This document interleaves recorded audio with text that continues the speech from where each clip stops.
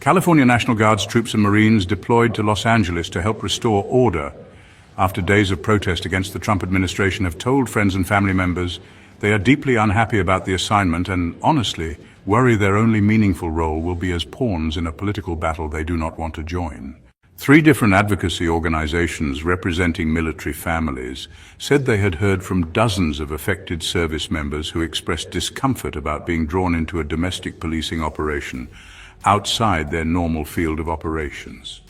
The group said they have heard no countervailing opinions. The sentiment across the board right now is that deploying military force against our own communities isn't the kind of national security we signed up for, said Sarah Strider of the Secure Families Initiative, which represents the interests of military spouses, children, and veterans. Families are scared not just for their loved ones' safety, although that's a big concern, but also for what their service is being used to justify. Chris Purdy of the Chamberlain Network, whose stated mission is to, mobilize and empower veterans to protect democracy, said he had heard similar things from about half a dozen National Guard members. "Morale is not great," is the quote I keep hearing, he said. The Marines and the California National Guard did not respond to invitations to comment. Trump has taken the unusual step of ordering 4,000 National Guard members to Los Angeles without the consent of California's Governor Gavin Newsom, saying that the city risked being, obliterated by violent protesters without them. Earlier this week, he also activated 700 Marines from the 29 Palms base, which is about 2 hours' drive to the east, describing Los Angeles as a trash heap that was in danger of burning to the ground. So in reality, the anti-Trump protests, which were first sparked by those aggressive federal roundups of undocumented immigrants, and then flared up again in anger at the National Guard deployment, they've actually been mostly peaceful and pretty much limited to just a few blocks around the downtown federal buildings. The Los Angeles police, though, have made hundreds of arrests in response to some acts of violence and vandalism around the protests. And the city's mayor, Karen Bass, has put a nighttime curfew in place, all of this happening with, honestly, minimal input from the federal authorities. At the biggest demonstration since Trump first stepped in, which happened last Sunday, the National Guard was actually hemmed into a staging area by Los Angeles police cruisers and, barely played any role in crowd control at all. Since then, its service members have mostly just been deployed to guard buildings and federal law enforcement convoys that are out there conducting immigration sweeps. And the Marines, who only arrived on Wednesday, are expected to do pretty much the same thing with no powers of arrest. Newsom has gone on record describing the deployment as, quote, a provocation, not just an escalation, and he's accused the White House of mistreating the service members it was activating.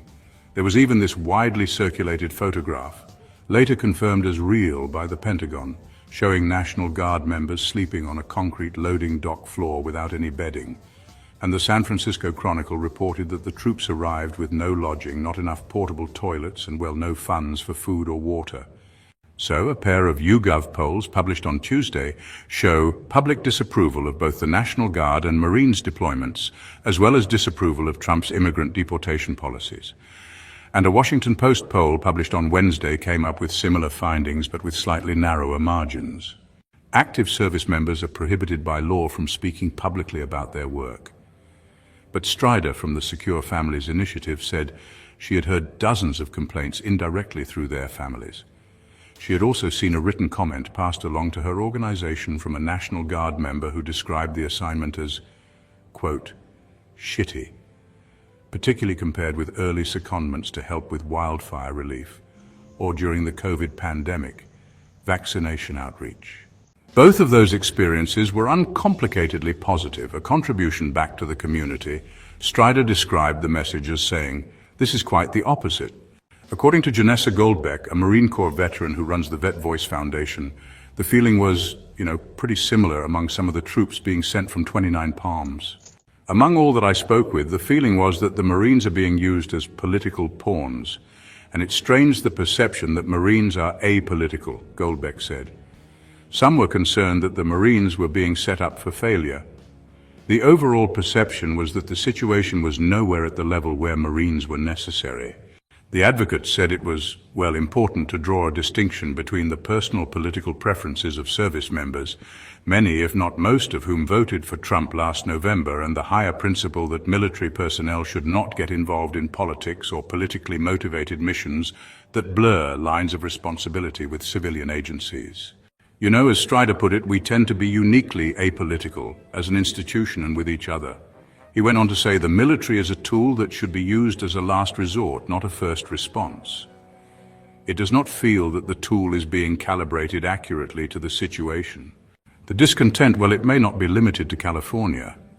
Over in Texas, where the Governor Greg Abbott called out the National Guard on Wednesday in San Antonio, Austin, and other cities expecting anti-Trump protests. Guardsmen have a history of feeling poorly treated in the workplace, if not outright misused, according to Purdy of the Chamberlain Network.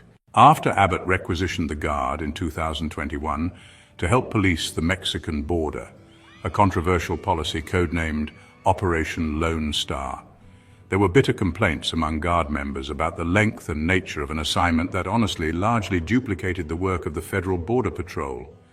Sadly, several Guardsmen took their own lives.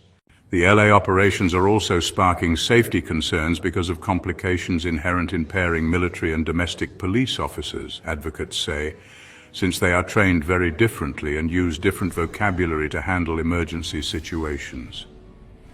In one infamous episode during the 1992 Los Angeles riots, the last time the military were called out to restore order in Southern California, a police officer on patrol turned to his Marines counterparts and said, "Cover me," meaning be ready with your weapon to make sure I stay safe. To the Marines, though, cover me meant open fire immediately, which they did, unloading more than 200 M16 rounds into a house where the police had a tip about a possible domestic abuser.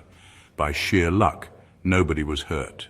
C.J. Chivers, a New York Times reporter who was with the Marines in Los Angeles in 1992 and witnessed the tail end of this near calamity, wrote years later of his mixed feelings about the assignment. The Marines' presence in Greater Los Angeles felt unnecessary, he said. I'd like to say we understood the context of the role we were given, but domestic crowd control had never been our specialty. Strider and the other advocates concurred.